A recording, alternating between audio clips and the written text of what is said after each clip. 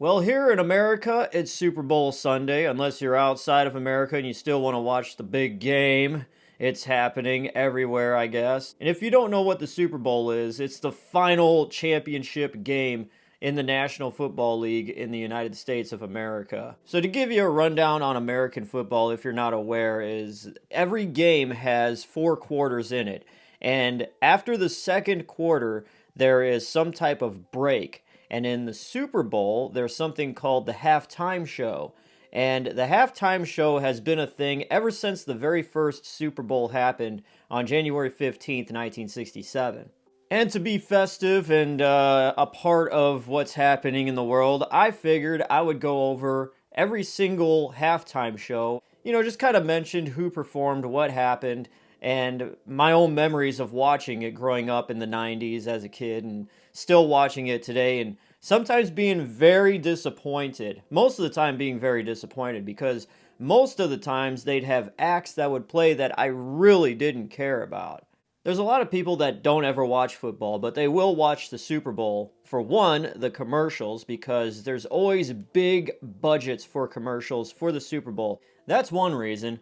The second reason is to have acts that would draw a broader audience into watching the game.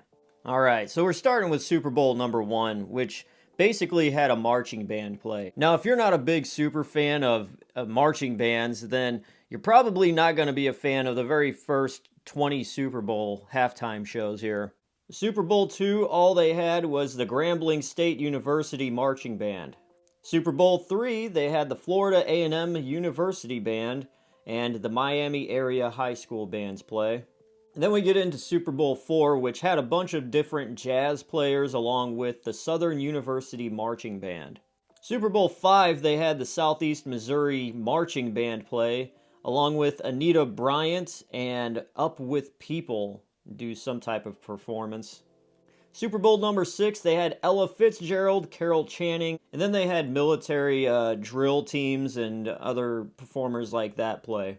In Super Bowl VII, they had the University of Michigan Marching Band. Super Bowl VIII, they had the University of Texas Longhorn Band and Judy Mallett, who is Miss Texas 1973, who played the fiddle during the performance. So you don't want to miss that.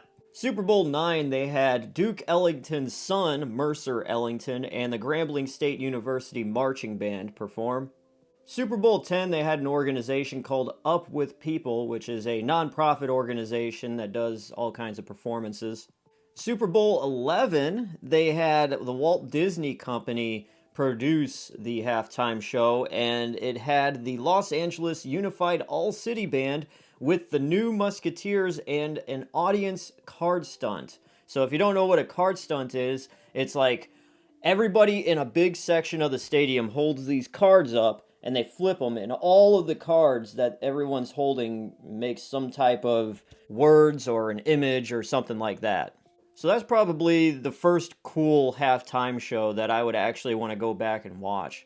Super Bowl XII, we have the Tyler Apache Bells Drill Team, the Apache Band, and a few more jazz musicians play. Super Bowl XIII, they had a various amount of Caribbean-style bands play music. So now we get into the 1980s, and it's Super Bowl XIV, and the halftime show was the Up With People nonprofit organization that we spoke of before, and the Grambling State University Marching Bands. Super Bowl XV in 1981, they had the Southern University Marching Band and Helen O'Connell, who is an actress, a singer. She was kind of a really nice looking lady back in the 40s. Yeah, bro, she was pretty hot, dude. 1982, Super Bowl 16, we have Up With People performing again. Super Bowl 17, 1983, they had the Los Angeles Super Drill Team perform. Super Bowl 18, 1984, they had the University of Florida and Florida State University marching bands. Super Bowl 19 in 1985, they have Tops in Blue perform at the halftime show, and Tops in Blue is like an ensemble singing kind of touring group that was part of the United States Air Force, and they just went around. They're not around anymore, but yeah. Super Bowl 20, 1986, they have once again Up With People perform. Super Bowl 21 in 1987, they had comedian George Burns, actor Mickey Rooney, and the Grambling State University and USC marching bands. They also had Disney characters involved, and oh, wouldn't you know, it's produced by the Walt Disney Company. Super Bowl 22 in 1988, they had Chubby Checker, who did the song The Twist. It's a very, very great song. They also had the Rockettes, you know, those girls that, kick their legs up or whatever, all in a line. They had them there, and then they had 88 grand piano players. Then they combined the San Diego State University Marching Aztecs and the California State University Northridge Marching Band and the USC Marching Bands. Super Bowl 23 in 1989, they had Elvis Presto, who is an Elvis impersonator, play. And they also had the South Florida area dancers and performers. Super Bowl 24 in 1990, they had Pete Fountain, Doug Kershaw, and Irma Thomas perform. And they also had the Nichols State University Marching Band and the Southern University Marching Band play, as well as the USL Marching Band. Super Bowl 25 in 1991. I feel like this is the huge, monumental turning point for the Super Bowl halftime show. A lot of people will think it was Michael Jackson, but I think it was just so big that everyone forgets about this one. And this one had finally a huge musical group perform at the time that was like highly popular. It was New Kids on the Block, and they also had Disney characters involved. Warren Moon and 2,000 local children in the audience doing a card stunt. And it was produced by the Walt Disney Company and Coca-Cola sponsored.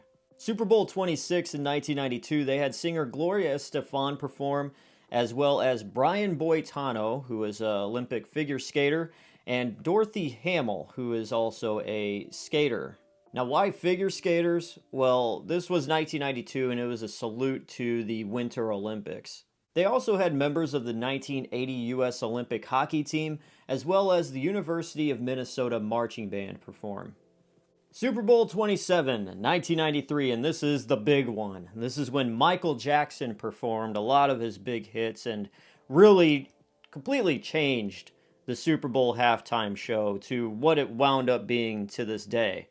For those of you interested, Michael Jackson performed the songs Jam, Billie Jean, Black or White, and Heal the World during this performance. Super Bowl 28 in 1994, they got a little country, and they called it the Rockin' Country Sunday. The performers were Clint Black, Tanya Tucker, Travis Tritt, and the Judds.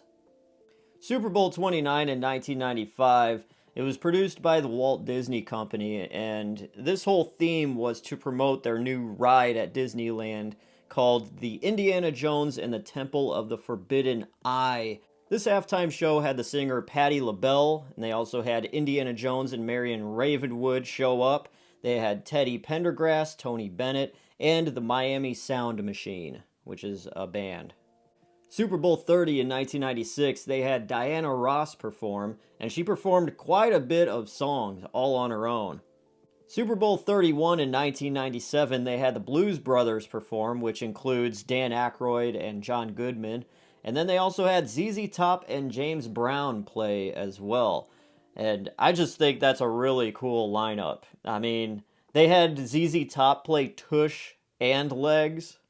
If they just played Tube Snake Boogie, that would have been the ultimate thing. Super Bowl 32 in 1998, they had Boyz II Men, Smokey Robinson, Martha Reeves, The Temptations, Queen Latifah, and the Grambling State University Marching Band. Super Bowl 33 in 1999, they had singer Gloria Estefan, once again, Stevie Wonder, and Big Bad Voodoo Daddy perform. I think around this time, I was watching the Super Bowl, just passively. And I have very, very tiny memories of seeing this now. And I'm like, yeah, you went from Michael Jackson to some country groups the next year. And it's just like, all right. But we get into the 2000s now, and things really do heat up. So Super Bowl 34 in the year 2000, they had Phil Collins, Christina Aguilera, Enrique Iglesias, Tony Braxton, and the Georgia State University perform. Super Bowl 35 in 2001, they had Aerosmith and NSYNC play as the headliners, and they also had some special guests, which were just a little singer by the name of Britney Spears, and then we had Mary J. Blige and Nelly. Now, this performance I remember a slight bit. You know, I was a teenager at the time, and the only probably thing I cared about was probably Aerosmith or Nelly. The rest of them, I'm just like, whatever. Super Bowl 36 in 2002, they had U2 perform, which made me go. Super Bowl 37 in 2003, they had Shania Twain and No Doubt with Sting as a special guest. And this was forgettable. I really don't remember this one. We'll move on. And now we get into Super Bowl 38 in 2004. And this performance had Jessica Simpson, Janet Jackson, P. Diddy, Nelly, Kid Rock, and Justin Timberlake. We're going to stop and talk about this one for a second, okay?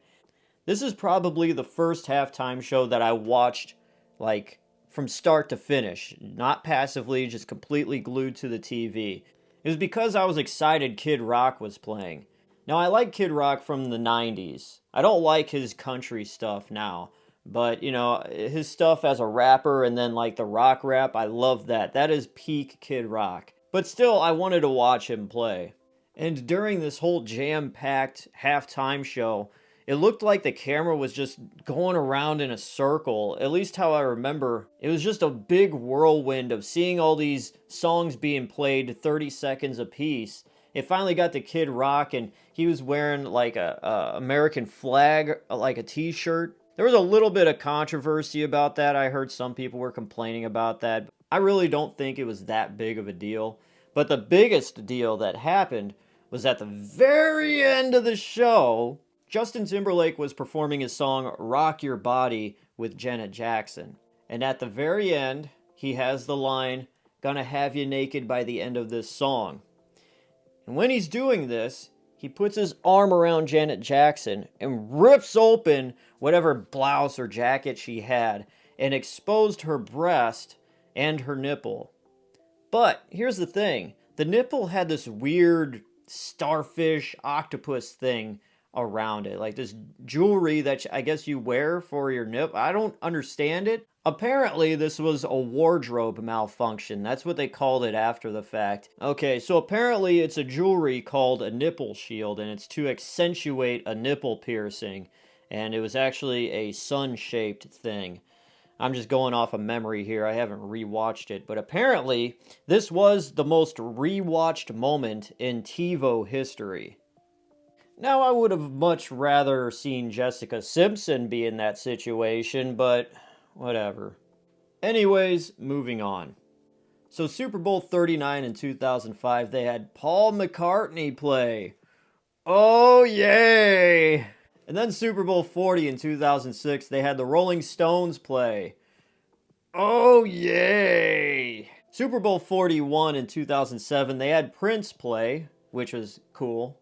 Super Bowl 42 in 2008, they had Tom Petty and the Heartbreakers play. Awesome. Super Bowl 43 in 2009, they had Bruce Springsteen and the E Street Band play. Getting into the 2010s, Super Bowl 44 in 2010, we had The Who perform. Super Bowl 45 in 2011, we had the Black Eyed Peas play, and they had the special guests, which were Usher, the guitarist Slash, and the Dallas-Fort Worth area high school drill teams and dancers. Super Bowl 46, they had Madonna, along with special guests MIA, CeeLo Green, Nicki Minaj, Cirque du Soleil, LMFAO, Andy Lewis, and a bunch of drums and whatever teams play along as well. Super Bowl 47 in 2013, they had Beyonce, along with Destiny's Child as the special guest. Super Bowl 48 in 2014, we had Bruno Mars along with the Red Hot Chili Peppers perform.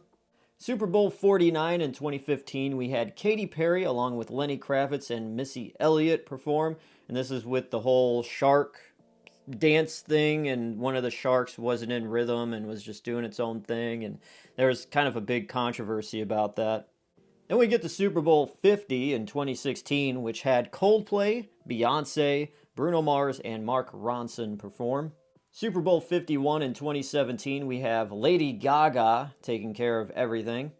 Super Bowl 52 in 2018, we have Justin Timberlake is back. I guess everything was good, everything was forgiven, and he was back to do it, but can't be near Janet Jackson anymore. Just Super Bowl 53 in 2019, we have Maroon 5 along with Travis Scott and Big Boy. And now we get into the 2020s. Dear God. Super Bowl 54 in 2020, we have Shakira and Jennifer Lopez, as well as Bad Bunny and J Balvin perform. You know, all the ones we've gone through, I still don't remember that well. You know, it's just kind of like, it is what it is. I remember the Lady Gaga one a little bit, but it was just like, eh.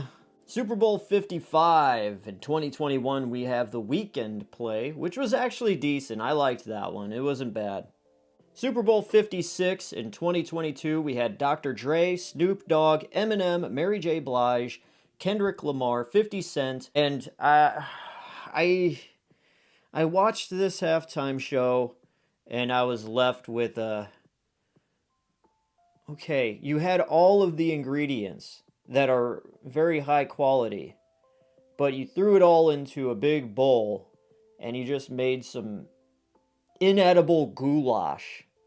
Now let's just say if you kept Dr. Dre, Eminem, and 50 Cent, that would have been a great halftime show, but it was just bloated, and nobody was given the right amount of time to get a song out and really kind of feel it. It was just like, all right, you have 30 seconds, do your song, we're moving on. Or less than 30 seconds, you know? And it was a big mess. And now we get to today. Yes, Super Bowl 57, February 12th, 2023, with Rihanna performing. And it's only Rihanna. Now, will there be some special guests? I don't know. We shall see. But I am definitely tuning in to see what this is all about. It's brought to you by Apple Music, apparently. It seems like the past 10 Super Bowls, besides this one, was brought to you by Pepsi. So I guess Pepsi said, nah, we're done. Move on. So there you go, ladies and gentlemen. That is your nice condensed history on the Super Bowl halftime show. I gotta go now, get some bean and cheese dip ready and get the chips ready and sit myself on the couch and enjoy the game. Hope you guys have a good one. Take care. Thanks for watching, and I will see you later.